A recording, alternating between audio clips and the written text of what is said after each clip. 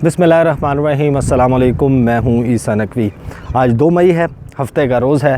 इस्लामाबाद में हल्की फुल्की बारिश की वजह से मौसम खुशगवार है, लेकिन सियासी मौसम जो है वो गर्म नहीं लेकिन तल्ख़ ज़रूर है। साबिक़ वज़ीर इत्तलात या कहें मुअव्विन ख़ुसूसी बराए इत्तलात फ़िरदौस आशिक़ अवान, उनके हवाले से मैंने गुज़श्ता 2 वीडियोज़ की थी। बहुत सारे लोगों ने कहा कि शायद ऐसा नहीं होने जा रहा, लेकिन मैंने उसमें तफ़सील से बताया था कि फ़िरदौस आशिक़ अवान जो है वो जो है एक ऐसी कश्ती के मुसाफ़िर बनने के रास्ते पर हैं, वो तकरीबन बन चुकी हैं, जिसमें आपको इल्ज़ामात का एक सिलसिला नज़र आएगा। पाकिस्तान तहरीक इंसाफ़ के हवाले से, वज़ीर आज़म के हवाले से, काबीना के बहुत सारे लोगों के हवाले से, और वो ख़दशात जो हैं, वो पिटारी जो है वो अब खुल कर सामने आ रही है। इसकी क्या तफ़सील है और फ़िरदौस आशिक़ अवान ने इल्ज़ामात जो लगाए हैं उनकी एक बड़ी तवील सी फ़हरिस्त है, उसके ऊपर मैं आऊँगा। लेकिन उससे पहले मैं 2 बातें जो हैं वो स्टार्ट में करना चाहता हूँ कि एक जो बहुत ही पॉजिटिव डेवलपमेंट हुई है, जिसके असरात ऑब्वियसली पाकिस्तान में तमाम लोगों पर होंगे और होने चाहिए और फ़ौरी हो जाने चाहिए, वो ये कि पेट्रोलियम मसनूआत की कीमतों में हमने एक खातिर खा कमी देखी है और हुकूमत जो है वो अब फ़ायदा जो कि तेल की कीमतों की मद में इंटरनेशनल मार्केट में जो प्राइसेस कम हुई हैं, वो सारा प्रोसेस वो मैंने एक्सप्लेन किया है गुज़श्ता 1.5 माह में जो मैंने वीडियोज़ की हैं। उसमें जो ऑयल प्राइस वॉर है सऊदी अरब की और रशिया की, उसके बाइस ये सारा मामला किस तरीके से हुआ, पाकिस्तान को कितनी कीमत में ऑयल पड़ रहा है, और ये मैंने प्रोडिक्शन जो है वो वीडियो आप देख सकते हैं कि हुकूमत के पास ये कैपेसिटी है कि वो 74, और अब जो है प्राइसेस उसके हिसाब से 74 से भी नीचे फ़ी लीटर जो है वो प्राइसेस लेके जा सकती है। वो ट्रांसफ़र करने का सिलसिला जो है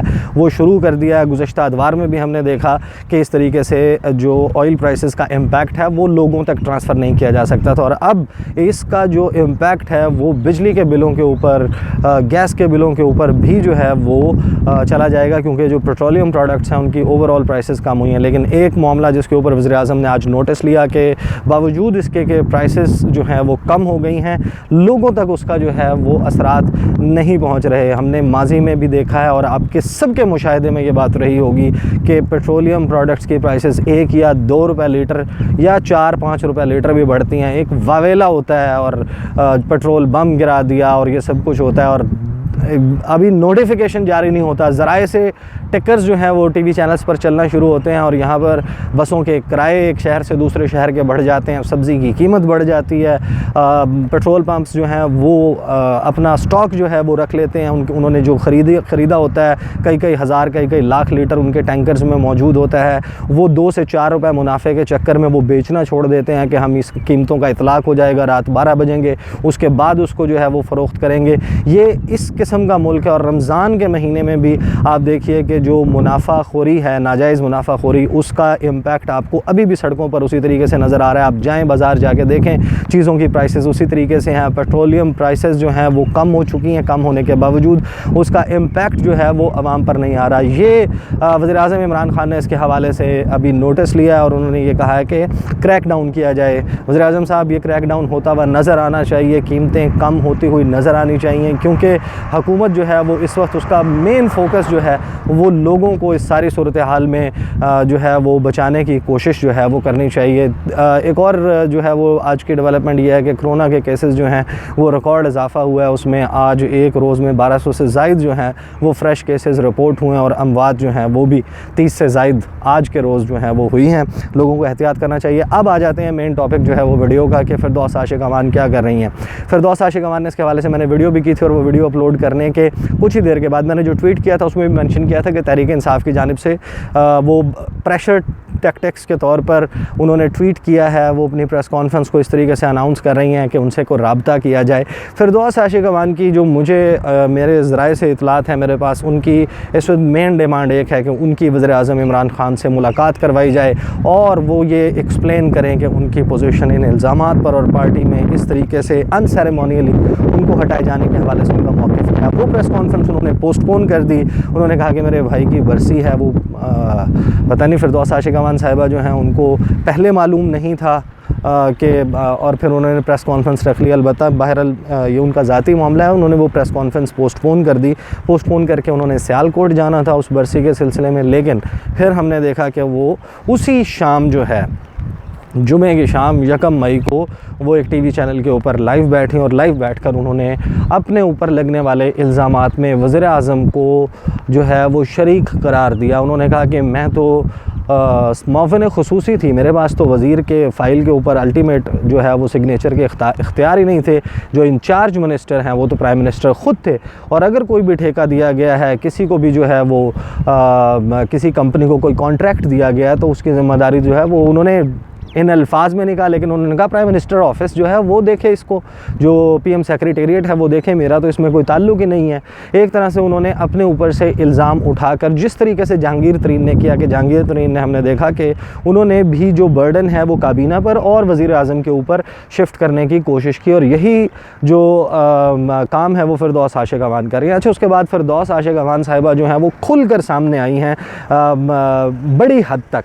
यानी मेरा नहीं ख्याल था शुरू में, जो मेरी अपनी असेसमेंट थी कि वो स्टेप बाय स्टेप जाएंगी, लेकिन लगता है कि जिस तरीके से तहरीक इंसाफ ने उनको वेट नहीं दिया, और उनकी जितनी भी ये धमकी थी कि मैं प्रेस कॉन्फ्रेंस कर रही हूँ और मैं जा रही हूँ और मैं लोगों के सामने हक़ाइक़ रखूँगी, पता नहीं क्या कर दूँगी, उसको कोई ख़ास लिफ्ट नहीं करवाई गई तहरीक इंसाफ की जानिब से, और उसका नतीजा अब ये निकला कि उन्होंने ये प्रोग्राम में इल्ज़ामात लगाए। शेख रशीद साहब कह चुके हैं कि नवाज़ शरीफ साहब के बाद फिरदौस आशिक अवान साहिबा जो हैं वो अब ये नारा लेकर मैदान में आएंगी कि मुझे क्यों निकाला।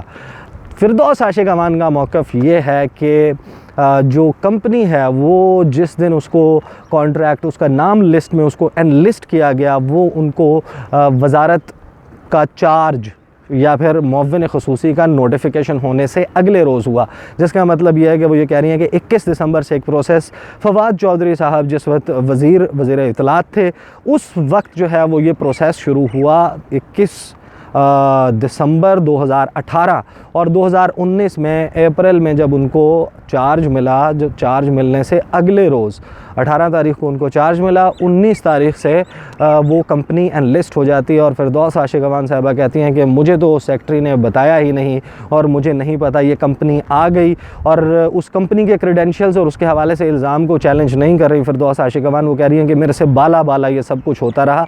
अगर मुअव्विन ख़ुसूसी जो हैं और उनको इंचार्ज दिया हुआ था, वो मिनिस्ट्री में ऑल इन ऑल की तरह बिहेव कर रही थी, अगर उनके नीचे सेक्रेटरी, उनके नीचे PIO, उनके नीचे उनके अफसरान, मातहत अफसरान उनसे बाला चीज़ें कर रहे थे, तो ये तो फिर क्लियर केस ऑफ इनकॉम्पिटेंस है कि फिरदौस साहिबा को जो है पता ही नहीं कि उनकी मिनिस्ट्री में क्या हो रहा है। तो वो तो फिर उनको ये ओहदा जो है, वो ठीक बात कहते हैं कि उनको ये ओहदा क्यों दिया गया, अगर एक शख्स जो है उसको यही नहीं पता कि मेरी नाक के नीचे क्या हो रहा है। और अगर ये सब कुछ हो रहा था और ये गलत था, तो फिर क्यों जो है वो फिरदौस आशिक अवान साहिबा जो है इसके ऊपर उस वक्त नहीं बोली। उस वक्त नहीं बोली जिस वक्त उनको डीनोटिफाई कर दिया गया, तो उनको ये सब कुछ याद आ गया कि ये सब गलत था, और ये करने में वज़ीर आज़म ऑफ़िस में बैठे हुए अफसरान जो हैं वो ज़िम्मेदार थे। लेकिन फिरदौस आशिक अवान साहिबा के जो तमाम इल्ज़ामात हैं वो बिल्कुल ही रद्द कर देने वाले नहीं हैं।